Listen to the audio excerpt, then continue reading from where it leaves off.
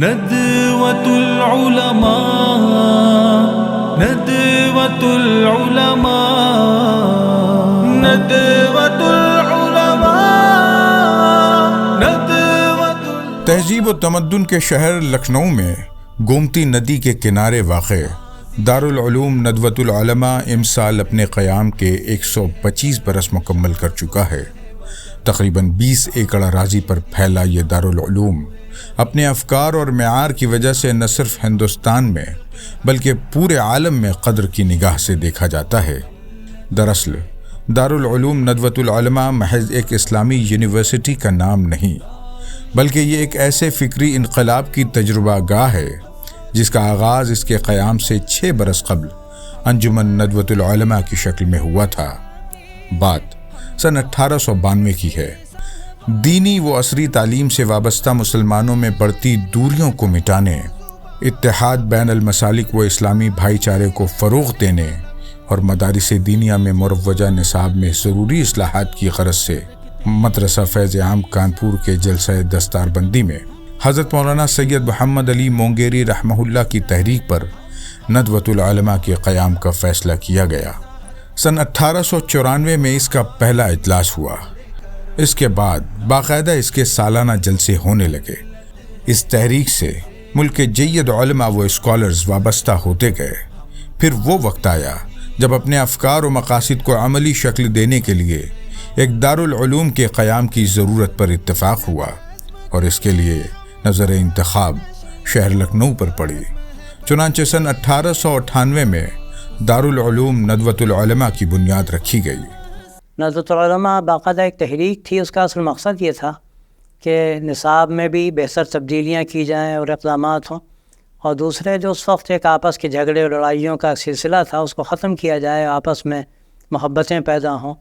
اس کے لیے تحریک قائم ہوئی تھی، اور یہ بھی ایک بڑا مقصد تھا کہ ایسے افراد تیار ہوں مدارس سے جو ہر طبقے سے بات کر سکیں، ان کو مطمئن کر سکیں۔ تو اندازہ یہ ہوا کہ جب تک کہ ہم خود وہ نظام پیش نہیں کریں گے ہم آگے نہیں بڑھ سکتے، تو پھر دارالعلوم قائم ہوا۔ دارالعلوم ندوۃ العلماء کے لیے ایسا نصاب تیار کیا گیا جس میں ایک طرف علوم دینیہ میں پختگی تو دوسری طرف عربی زبان و ادب میں مہارت، اور ساتھ ہی جدید علوم سے حسب ضرورت واقفیت کو اہمیت دی گئی۔ اسی طرح انگریزی زبان کو شروع ہی سے نصاب کا حصہ بنایا گیا اور پرائمری سے عالمیت تک تمام درجات میں پڑھائی جانے لگی۔ شمس العلماء، علامہ شبلی نعمانی اور دیگر علماء کی خصوصی توجہ سے جامعہ کا تعلیمی معیار بلند ہوتا گیا۔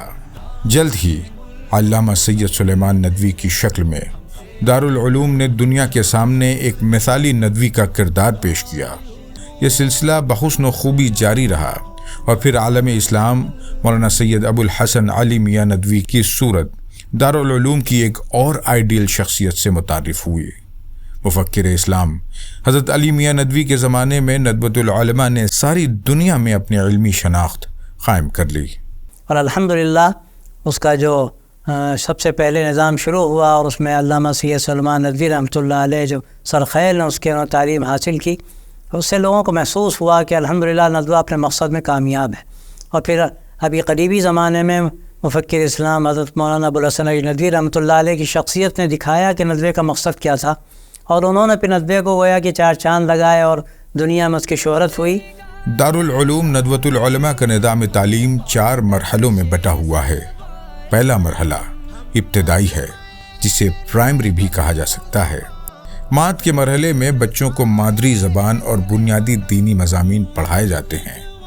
دوسرا مرحلہ ثانوی کہلاتا ہے۔ 5 درجات پر مشتمل اس مرحلے میں عربی اور علوم اسلامیہ پڑھائے جاتے ہیں۔ تیسرا مرحلہ کلیہ کہلاتا ہے۔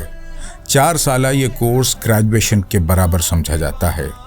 اس میں عربی ادب، تفسیر، حدیث، فقہ اور ان سے متعلق مضامین پڑھائے جاتے ہیں۔ چوتھا مرحلہ علیہ کہلاتا ہے۔ اس 2 سالہ کورس کو 2 حصوں میں تقسیم کیا گیا ہے۔ پہلا سال تکمیل کہلاتا ہے، جبکہ دوسرا سال اختصاص یعنی اسپیشلائزیشن کہلاتا ہے۔ اسی طرح علیہ سے فارغ منتخب طلبہ کو شعبہ تدریب علمی یا شعبہ فقہ و افتاء میں داخلہ ملتا ہے۔ اس 1 سالہ کورس میں طلباء کو ماہرین فقہ و فتاوی کی نگرانی میں تربیت کا موقع ملتا ہے۔ یہیں ایک دارالافتاء و دارالقضاء قائم ہے۔ سینکڑوں مسلمان یہاں سے مسائل پوچھتے ہیں اور اپنے آپسی تنازعات کا تصفیہ کرتے ہیں۔ اس کے علاوہ ماڈرن ایجوکیشن سے جڑے طلباء کے لیے عالمیت کا ایک 5 سالہ کورس عربی و اردو دونوں میڈیمز میں جاری ہے، جس میں بیرون ممالک کے بہت سارے بچے بھی زیر تعلیم ہیں۔ اسی طرح معہد القرآن کے نام سے حفظ و تجوید کا ایک شعبہ قائم ہے۔ حفظ کے بچے دارالعلوم کی خوبصورت مسجد میں نماز فجر سے تقریباً 1 گھنٹہ پہلے ہی سے قرآن مقدس کو حفظ کرنے میں منہمک ہو جاتے ہیں۔ شعبہ تجوید 2 سالہ کورس ہے، جس میں طلباء کی رہنمائی کے لیے ملک کے ممتاز قراء کی خدمات حاصل کی گئی ہیں۔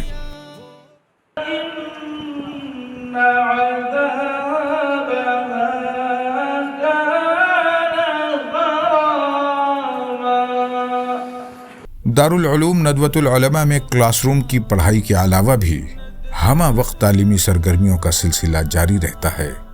ہر ہاسٹل میں طلباء کے ذریعے مختلف زبانوں میں وال پیپرز ترتیب دیے جاتے ہیں۔ حالات حاضرہ سے باخبر رکھنے کے لیے ہر فلور پر اردو اور انگلش اخبارات کا اسٹینڈ لگا ہوتا ہے۔ طلباء روزانہ نماز مغرب کے بعد اپنے اپنے ہاسٹلز میں قائم اسٹڈی ہالز میں جمع ہو کر 1 گھنٹہ سیلف اسٹڈی کرتے ہیں۔ کوئی اشکال ہو تو وہاں موجود اساتذہ ان کی رہنمائی فرماتے ہیں۔ نماز عشاء کے بعد بہت سے طلباء مسجد میں گروپ بنا کر مذاکرے کرتے ہیں۔ زبان و ادب کی عملی مشق کے لیے ہفتہ وار انجمنیں قائم ہوتی ہیں۔ عربی زبان میں مہارت کے لیے النادی العربی کا انعقاد ہوتا ہے۔ اسی طرح جمعیت الاصلاح بھی ایک مرکزی انجمن ہے۔ ان مجالس میں طلباء زبردست تیاری کر کے خطابت اور تحقیقی مباحث کی مشق کرتے ہیں۔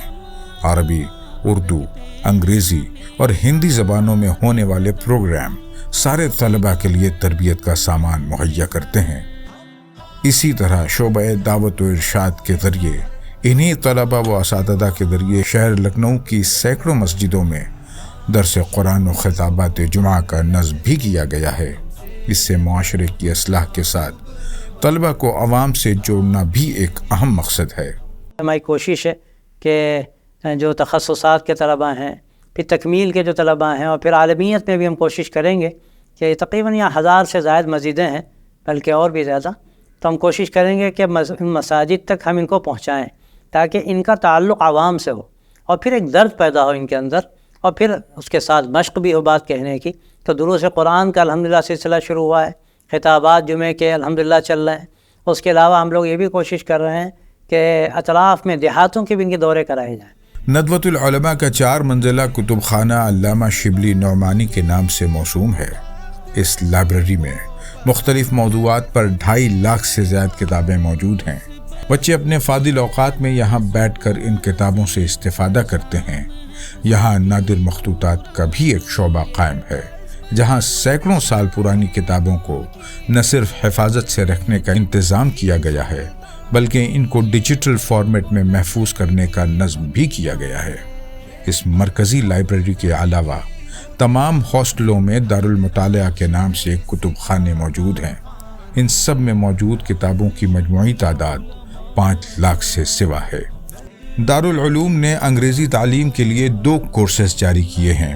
ایک تو شعبہ انگریزی ہے، جہاں 10 منتخب طلباء کو انگریزی زبان پڑھائی جاتی ہے، جبکہ ایک short term course spoken English کے نام سے بھی جاری ہے۔ اسی طرح کمپیوٹر کورسز بھی جاری ہیں، جہاں طلباء فارغ اوقات میں بیسک کمپیوٹر ٹریننگ حاصل کرتے ہیں۔ اس کے علاوہ ریسرچ، صحافت اور پرنٹنگ کے ڈپارٹمنٹس بھی قائم ہیں۔ جامعہ سے کل 5 رسالے شائع ہوتے ہیں، جن میں 1955 سے جاری البعث الاسلامی نامی عربی رسالہ عالمی شہرت کا حامل ہے۔ اسی طرح عربی زبان میں ہند و پاک میں پہلا 15 روزہ رسالہ الرائد بھی یہیں سے شائع ہوتا ہے۔ اردو میں تعمیر حیات، انگریزی میں دی فریگرنس آف ایسٹ اور ہندی میں سچا راہی یہاں سے نکلتے ہیں۔ مجلس تحقیقات و نشریات اسلام کے ذریعے اردو، عربی، انگریزی اور ہندی زبانوں میں اب تک 400 سے زائد ٹائٹلز شائع ہو چکے ہیں۔ طباعت کے علاوہ نئی نسل تک دین کی صحیح تعلیمات کو عام کرنے کے لیے دارالعلوم میڈیا کے نئے وسائل کے استعمال پر بھی غور کر رہا ہے۔ ان گوناگوں ایکٹیویٹیز کے لیے دارالعلوم کا کیمپس جب ناکافی ثابت ہونے لگا تو انتظامیہ نے مخیرین قوم کے تعاون سے لکھنؤ ہی میں دارالعلوم سے 10 کلومیٹر دور معہد دارالعلوم سکروری قائم کیا، جبکہ مدرسہ مظہر الاسلام بلوش پورہ اور معہد سیدنا ابی بکر صدیق مہپت مئو کو اپنے زیر انتظام کر لیا۔ ان شاخوں میں ابتدائی اور ثانوی درجات تک تعلیم ہوتی ہے۔ اس کے بعد اعلیٰ تعلیم کے لیے طلباء دارالعلوم ندوۃ العلماء کا رخ کرتے ہیں۔ اس طرح دارالعلوم ندوۃ العلماء اور اس کے زیر انتظام 3 اداروں میں کل 6000 سے زائد طلباء زیر تعلیم ہیں۔ ان کے علاوہ ملک بھر میں 456 مدارس و جامعات دارالعلوم ندوۃ العلماء سے افیلیٹڈ ہیں، جن میں 71,000 سے زائد طلباء زیر تعلیم ہیں۔ دارالعلوم تاج المساجد بھوپال، جامعہ اسلامیہ مظفر پور اعظم گڑھ، جامعہ اسلامیہ بھٹکل، جامعہ اسلامیہ کاشف العلوم اورنگ آباد قابل ذکر ہیں۔ ندوۃ العلماء چونکہ ایک عوامی تحریک کا نام ہے، چنانچہ پیام انسانیت کی عظیم تحریک یہیں سے شروع ہوئی اور آج بھی جاری ہے۔ علاوہ ازیں رابطہ ادب اسلامی جیسی ادبی تحریک کا سرچشمہ بھی ندوۃ العلماء ہی ہے۔ رابطہ ادب اسلامی کی گویا کہہ سکتے ہیں کہ بنیاد یہیں پڑی، اور سن 1900 غالباً 84-85 کی بات ہے یا اس کے آس پاس کی، بہت بڑا ایک سیمینار یہاں ہوا تھا۔ اس میں عرب ملکوں کے بڑے بڑے فضلاء، ادباء اور دین شیف لائے۔ شیخ عبدالرحمن رافت البادشاہ بہت ممتاز تھے، اور یہیں پر حضرت مولانا علی میاں نے سب سے پہلے فکر پیش کی تھی کہ ادب اسلامی کا باقاعدہ ایک سلسلہ شروع کرنا چاہیے۔